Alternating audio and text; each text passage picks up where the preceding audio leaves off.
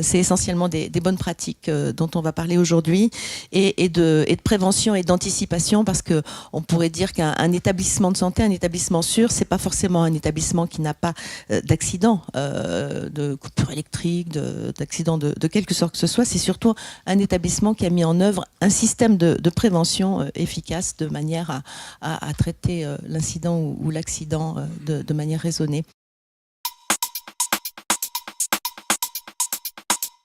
Alors mon propos va être évidemment, vu ma fonction, très centré sur le système d'information hospitalier, mais évidemment les extensions sur l'ouverture du système d'information vers son environnement, la ville, les autres établissements, est également touché. Alors ce petit dessin rappelle l'évolution autour de la gestion de l'information avec les étapes marquantes. Nous sommes arrivés maintenant à une étape supplémentaire, donc vraisemblablement un nouveau paradigme qui s'installe par rapport à l'évolution de l'information. Donc le risque pour moi, c'est l'exigence d'une probabilité de voir un danger se concrétiser. Alors la réalité, c'est évidemment pas toujours conforme à ce qui a été décidé dans les conformités, les mises en conformité, et également s'éloigne aussi des bonnes pratiques. Évidemment, bonnes pratiques, recommandations, c'est beau, c'est propre, mais la réalité peut être assez différente. Il y a un équilibre à trouver entre ces trois grandes lignes de force, si je puis dire. Les risques de l'évolution sont ceux qui portent sur chacun des étages, finalement, depuis les couches techniques jusqu'au processus, et puis également ces risques portent également sur la conduite du changement elle-même, c'est-à-dire le fait de passer d'une situation à une autre. C'est vrai que j'ai plutôt tendance, moi, en tant que DSI, à parler de sûreté de fonctionnement que de sécurité du système d'information.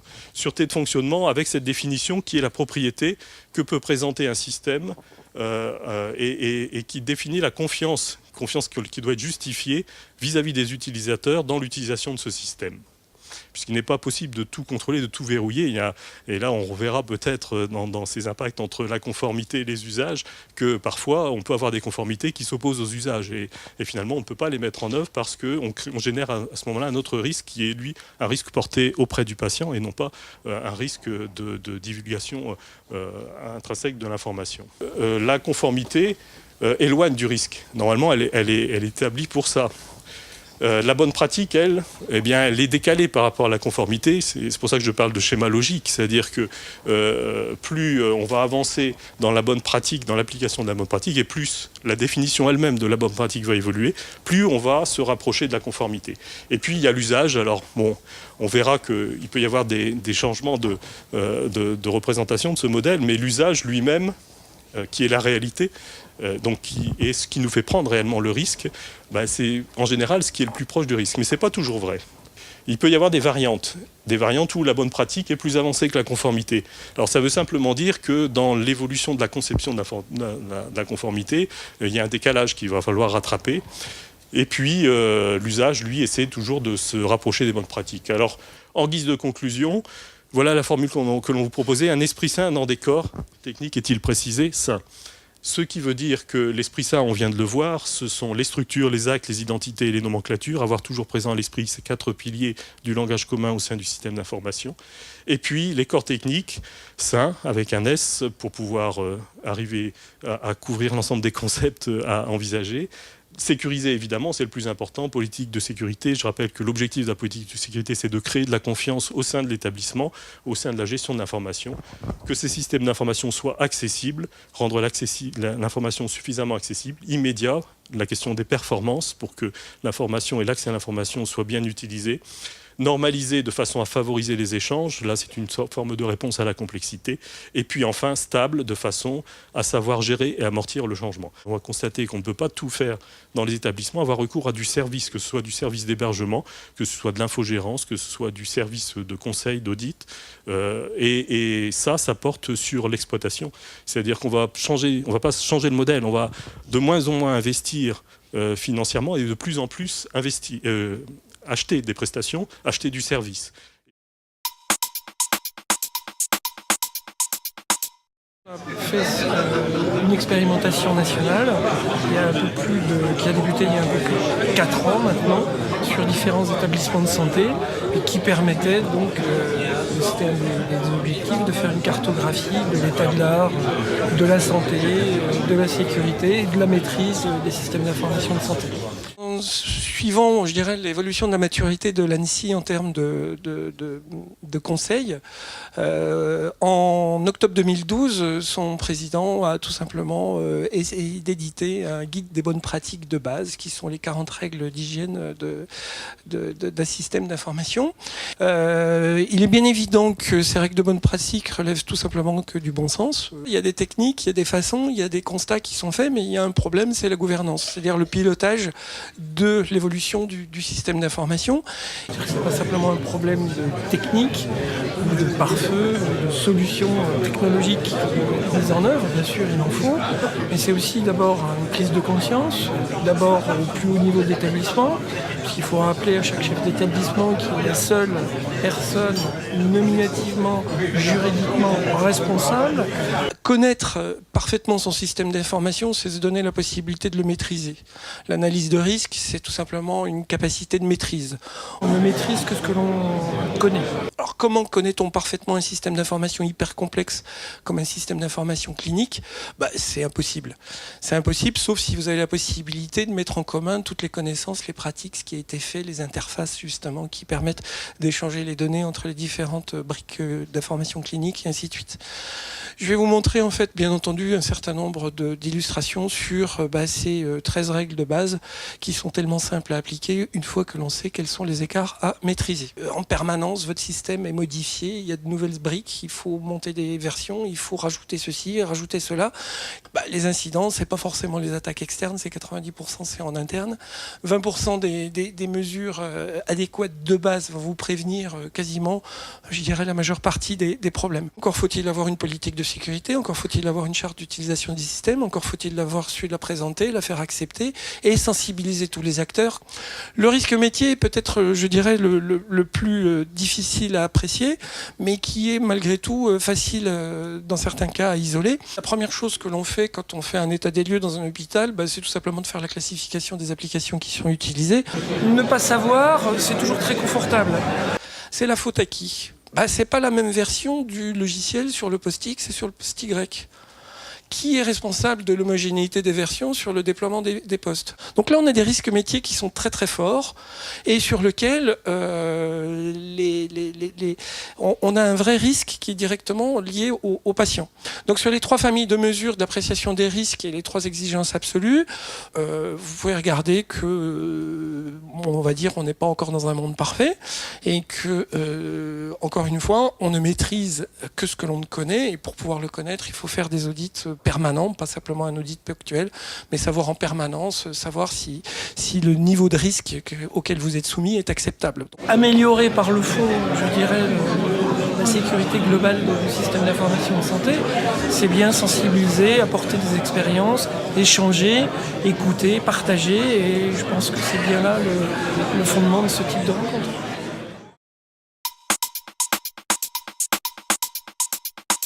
Si je change un 0 en 1, que devient mon information ? Tout le monde a des clés USB aujourd'hui, on se balade tous avec des tonnes d'informations. 1 teraoctet, ça représente l'équivalent de 35 semi-remorques d'informations. Il y a beaucoup de prospective, beaucoup de veille, et puis après c'est un bâton de pèlerin et sensibiliser les gens, faire des piqûres de rappel régulièrement. Donc les systèmes d'information, c'est la définition officielle aujourd'hui, c'est l'ensemble des ressources, alors humaines, techniques, organisationnelles, etc., qui ont pour finalité donc de traiter, d'élaborer, d'acheminer, de présenter, de détruire de l'information. Détruire du papier, on sait faire. Détruire d'une information numérique, c'est une autre paire de manches. Donc pour un système informatique, par exemple, on estime entre 5 et 15 bugs de programmation initiale. Un Windows XP aujourd'hui, c'est 50 millions de lignes de code. Donc vous voyez le nombre de bugs potentiels. Et là-dessus, vous allez rajouter autant de logiciels qui ont tous leurs propres bugs. Donc que ce soit de l'imagerie, de la biochimie, le logiciel de gestion des dossiers médicaux pour un médecin libéral. Et là, on trouve autant de failles et autant de points d'entrée potentiels. Donc la sécurité d'un système d'information, et quand on parle de sécurité, c'est bien l'ensemble des moyens techniques, organisationnels, pour garantir au juste niveau requis, au bon niveau. Ça ne sert à rien de prendre un marteau-piqueur pour enfoncer un clou de tapissier. Donc la sécurité des informations. Malheureusement, dans le monde de la santé, c'est en train de changer. On a trop souvent confronté et mis en opposition confidentialité et sécurité. Nous sommes tous des patients potentiels. Si je me casse la figure dans la rue, je dirais que mon dossier médical part dans la nature par erreur, je m'en moque un petit peu. En revanche, je préférerais que le médecin et les équipes soignantes puissent avoir accès au bon dossier, au bon moment, et que les outils fonctionnent bien. En fait, nous sommes des servants du métier. C'est le métier qui prend la décision, c'est le métier qui porte les risques. Nous indiquons simplement les risques, les moyens de diminuer ces risques, mais en gardant toujours à l'idée que la sécurité totale n'existe pas. Aujourd'hui, tout le monde échange avec tout le monde, les hôpitaux s'ouvrent vers la médecine de ville, les échanges sont de plus en plus nombreux, et qu'à un moment donné, il faut bien arriver à avoir un niveau de confiance entre l'information qui m'a été confiée, ou que je détiens, et que je vais confier à un tiers, soit traitée de la même façon que moi, je le fais dans mon cabinet ou dans mon hôpital. Sensibiliser les gens sur les impacts qu'ils peuvent avoir à titre personnel, en espérant qu'ils ramèneront des bonnes pratiques au niveau professionnel. Mais il n'y a rien de nouveau sous le soleil. Tout le monde essaye de piquer de l'information à tout le monde. Et ben dans le monde de la santé, c'est à peu près pareil. On a des affaires qui éclatent de temps en temps, donc des fuites de données en clinique de Champagne, avec en plus des tentatives d'extorsion de fonds, des accès frauduleux à des traitements automatisés de données, des hôpitaux londoniens qui ont été complètement paralysés, 40 hôpitaux français touchés par des fuites de données, où on avait les identifiants, les logins, les mots de passe, donc tout va bien. Tout ça parce qu'un logiciel n'avait pas été mis à jour. Comme tout le monde est interconnecté, ça touche tout le monde, du médecin généraliste ou de la maison médicale jusqu'au grand CHRU. Et dès lors que l'on a un problème ou un incident, on ne sait jamais d'où ça vient. La responsabilité est due à qui? Les gens sont assez, tous, moi le premier d'ailleurs, par moments en situation de négation du danger. Et malheureusement, la détection d'attaques ou d'incidents, la moyenne aujourd'hui annoncée est en moyenne de 173 jours. En 173 jours sur un système d'information, il y a le temps de faire du dégât. Nous avons tous nos craintes de nos insuffisances ou de leurs insuffisances, de nos politiques, des éditeurs, des tutelles, des consultants, des contraintes qui nous arrivent tous les jours. Et à un moment donné, je dirais, le fonctionnement normal que l'on veut avoir prend le pas sur la raison et, je dirais, le minimum de sécurité à appliquer sur les dossiers. C'est une petite introduction qui est le diable est dans les détails, mais surtout le détail des données et du code. Ce que je ferai, c'est que j'illustrerai mon discours avec un exemple de prise de contrôle du contenu qui est envoyé à un site que tout le monde connaît, qui s'appelle PayPal. Donc tout le monde a déjà fait des achats sur Internet. Je vais, à la fin de ma présentation, vous montrer comment très facilement on peut modifier le prix d'un article lorsque le flux est envoyé entre un site de commerce électronique et PayPal.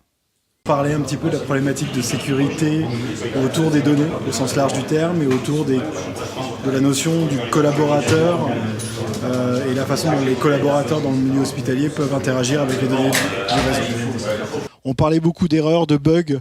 Tout à l'heure, on parlait du nombre de bugs par ligne de code, etc. Mais c'est encore une fois le facteur humain, parce que on a beau mettre en place tous les systèmes d'information les plus sécurisés possibles, on va se retrouver à chaque fois avec la faille qui est du côté de l'être humain. Et puis, en matière de sécurité, il faut partir d'un principe simple, c'est que tout ce qu'un homme fait, un homme peut le défaire. Tout dépend de la structure, du nombre de collaborateurs qui vont être amenés à se connecter à ce SI. Et derrière, je dirais, la problématique, aussi bien au niveau de la sécurité que de l'intégration, que les différentes applications qu'on va pouvoir mettre au niveau métier, ça va vraiment dépendre de l'accompagnement qu'on va avoir avec les collaborateurs. Donc ce que je disais tout à l'heure en introduction, c'est qu'aujourd'hui, on parle très souvent, quand on parle de système d'information, des problématiques de la gestion des données. Gestion des données au sens global du terme, mais on oublie très très souvent que la majorité des données qui sont générées dans un système d'information, c'est ce que l'on voit au milieu, ce sont les données humaines. les données qu'on appelle non structurées quand on sort un petit peu du cadre des éditeurs et des constructeurs informatiques, qui sont les données qui vont être générées par vos collaborateurs.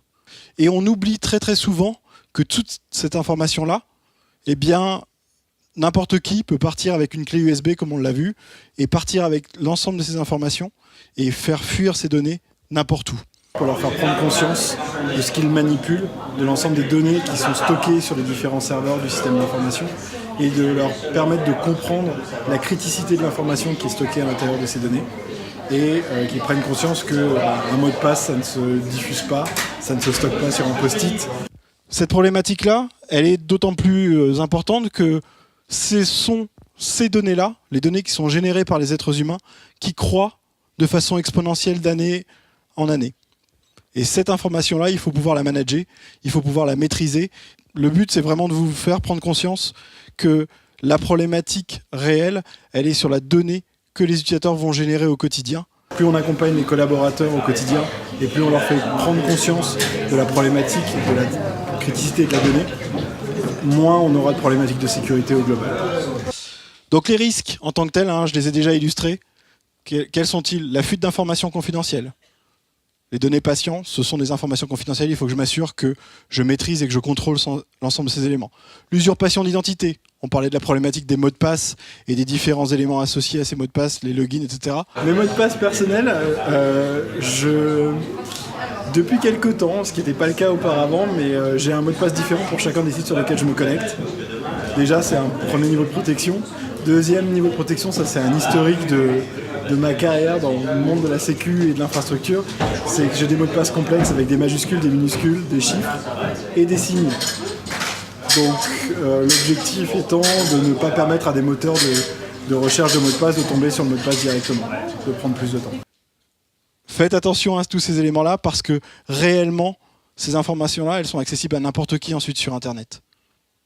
Et les personnes qui font de la recherche, les personnes qui font de la manipulation et qui cherchent justement à faire toutes les problématiques de spamming, toutes les problématiques d'usurpation d'identité, etc., ils n'utilisent pas des outils très complexes, des outils comme celui-ci, Google, et ils retrouvent ces informations-là au quotidien.